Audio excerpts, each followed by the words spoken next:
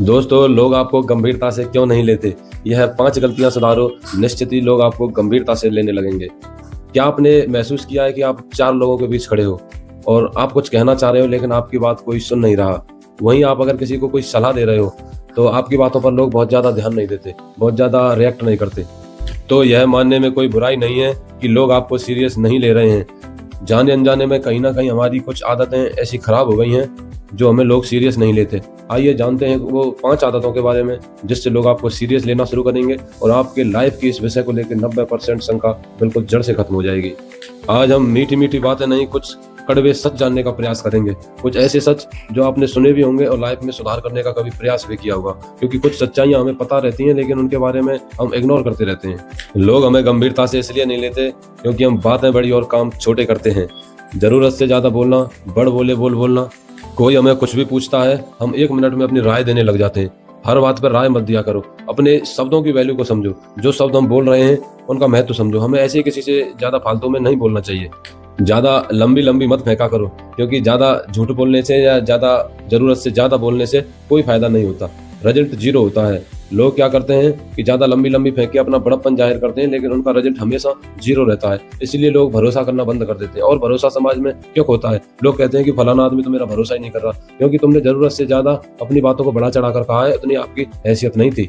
दोस्तों, आज से एक छोटा स्टेप उठाइए, एक कार्य कीजिए कि जिसे आप पूरा कर सको। उसका वादा करिए अपने आप में, उसका वचन लीजिए, इस कार्य को मैं पूरा करूंगा। बाकी कार्यों के लिए पेंडिंग में डाल दीजिए।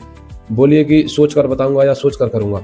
दोस्तों, दूसरा है, हर किसी को खुश करने की कोशिश मत किया करो, क्योंकि हम हर किसी को खुश करने के चक्कर में अपनी लाइफ की बाट लगा देते हैं। क्या होता है कि हम पे मना होती नहीं है और अपने कार्यों को बिगाड़ते रहते हैं। ना कहना सीखिए। उससे होगा क्या कि आपकी लाइफ में आपके लिए समय बचेगा और आपकी लाइफ में इंप्रूवमेंट होगा। हर टाइम उपलब्ध मत रहा करो, क्योंकि लोगों के पास आपके लिए आप एक ऑप्शन हो, आप जरूरत नहीं हो। आप ऑप्शन हो, आपको लोग इस्तेमाल करते हैं, ना कि आप उनकी जरूरत हो। गलती उन लोगों की नहीं है, क्योंकि आप हर टाइम उपलब्ध हो, आप एडजस्ट कर लेते हो, आप कोई काम उनका बिगड़ने नहीं देते, तो वो अपना काम क्यों बिगाड़ेंगे? आपको अपनी वैल्यू बनाने के लिए एक बदलाव करना होगा। लोगों को विनम्रता से ना कहना सीखिए, क्योंकि अगर आप हर समय अवेलेबल रहेंगे तो कोई आपकी वैल्यू नहीं करेगा। अपनी बाउंड्रीज बनाइए, अपनी सीमा बनाइए कि लोग आओ उस बाउंड्री को लांग करना है। आपका एक क्राइटेरिया होना चाहिए, उनको लगना चाहिए कि एक यह तय है, इस तय से पार नहीं जाना है हमें।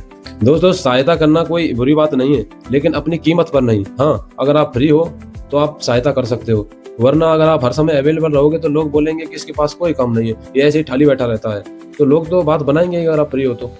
आज से एक टास्क लीजिए कि अगले 7 दिन तक लोगों को ना कहना शुरू कीजिए और विनम्रता से ना कहिए और अपनी लाइफ की तरफ थोड़ा फोकस कीजिए। तीसरा है, खुद का सम्मान न करना। हम क्या करते हैं कि लोगों को जा जाकर अपनी कमियां बता देते हैं, फिर लोग उन्हीं कमियों को लेकर हमारा मजाक उड़ाते हैं। तो कभी किसी को अपनी कमी के बारे में नहीं बताना, अपनी पर्सनल लाइफ के बारे में नहीं बताना। क्या होता है कि जब हम अपनी कमजोरी किसी हाव भाव में आके बता देते हैं तो फिर लोग हमारी उस कमी का फायदा उठाते हैं। दोस्तों, दिक्कत लोगों की नहीं है, लोग तो वही सोचेंगे ना जो हम उनको बता रहे हैं। अब हम उनको जा जाके बता रहे हैं कि भाई हमारे जीवन में ये चल रहा है, ये परेशानी है, ये दुख है, ये संकट है, तो वो तो मजाक उड़ाएंगे एक समय पे आके।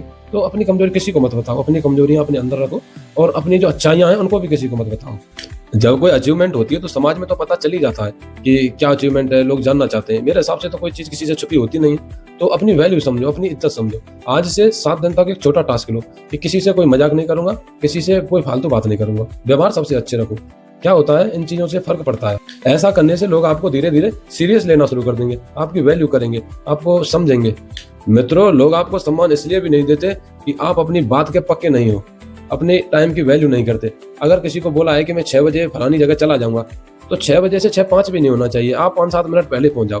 अपने जवान की वैल्यू करो, क्योंकि जवान की वैल्यू किसी कार्य को पूरा नहीं करती, वो एक दृढ़ निश्चय बढ़ाती है। कोई काम का हमने कमिटमेंट किया कि हमें कोई कार्य आज करना है, तो वो काम आज ही होना चाहिए, कल के लिए मत टालो। अगर आप कल के लिए टालोगे तो ना तो आप अपनी जवान के पक्के रह पाओगे, ना आप कंसिस्टेंट रह पाओगे। अगर किसी व्यक्ति को आपने किसी कार्य के लिए ना बोल दिया तो फिर वो ना ही होनी चाहिए। ऐसा नहीं कि किसी के कहने पे, किसी के सुनने पे आपने हाँ कर दिया। या तो क्लियर कट मना कर दो या क्लियर हाँ कर लो। तो बीच के मत रहो, क्योंकि बीच का आदमी की कोई वैल्यू नहीं है। जो हमारे आपके बुजुर्ग रहते थे, वो कहते भाई फलाना आदमी जवान का बहुत पक्का है, तो उसको लोग उसके नाम से ही जान लेते थे। तो ऐसे ही आपको बनना है, अपने जवान के पक्के बनो। जो बोल दिया वो पत्थर की लकीर होना चाहिए। दोस्तों, यह टॉपिक थोड़ा हटके है कि लोग आपको इसलिए भी सीरियस नहीं लेते क्योंकि आप लगातार सीखना बंद कर देते हो। कोई भी चीज सीखना बंद करना कोई अच्छी पॉजिटिव निशानी नहीं है। हमेशा सीखते रहना चाहिए, हमेशा अच्छी-अच्छी किताब पढ़ते रहना चाहिए, क्योंकि देखो ज़माना बदल रहा है, अगर हम ज़माने के साथ नहीं चलेंगे तो पीछे रह जाएँगे। और जो लोग ज़माने के हिसाब से पीछे रह जाता है उसकी ज़माना वैल्यू करता नहीं है, क्योंकि ज़माने को चाहिए आउटपुट। अगर आउटपुट ज़ीरो है तो आप ज़ीरो ही रहोगे, हीरो नहीं बन सकते। दोस्तों ये तो एआई का दौर है, आर्टिफिशियल इंटेलिजेंस, एआई सीखो और एआई के माध्यम से आप कुछ भी सीख सकते हो, नई स्किल सीख सकते हो, नया कोई रोजगार ढूंढ सकते हो और कोई ऐसी स्किल जो आपको लाइफ टाइम बहुत अच्छी अपॉर्चुनिटी दे सकती है। तो नई चीज़ें सीखो। अगर आप, मेरा तो ये कहना है, अगर आप अपडेट रहोगे तो समाज भी आपको नज़र में रखेगा और जो लोग आपको हल्के में लेते हैं ना, वो तो बिल्कुल नहीं लेंगे, क्योंकि आपके पास वो नॉलेज होगी जो आप किसी को भी परास्त कर सकते हो। जो लोग स्टडी छोड़ चुके हैं उनसे एक ही आग्रह करूंगा कि एक छोटा सा टास्क, वही 7 दिन का टास्क लो और कोई एक चीज सीख लो छोटी सी। और जब आप धीरे धीरे सीखोगे ना तो ललक पैदा होगी। जब ललक पैदा होगी मन में तो अपने आप आपको इंटरेस्ट जगेगा नई नई चीजें सीखने का। तो एक छोटी सी चीज पकड़ो, उसको सीखो, फिर बड़ी चीज लो, उसको सीखो, धीरे धीरे सीखना शुरू करो। 7 दिन तक आप सीखोगे तो आपको खुद इंप्रूवमेंट लगने लगेगा।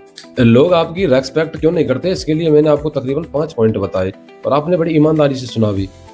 कुछ दिन के लिए एक प्रॉमिस करो कि किसी से ओवर प्रॉमिस नहीं करोगे, जितना आप कर सकते हो उतना ही करो।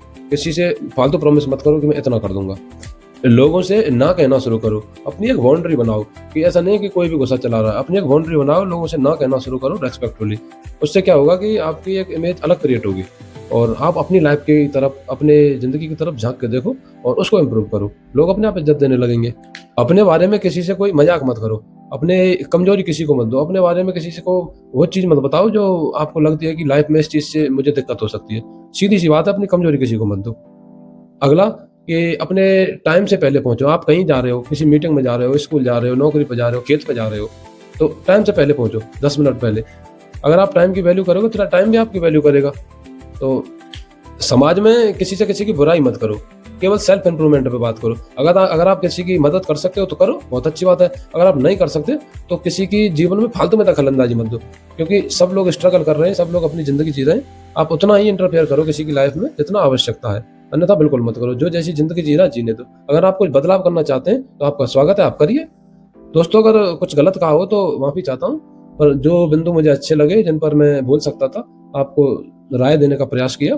बहुत बहुत धन्यवाद। नमस्कार।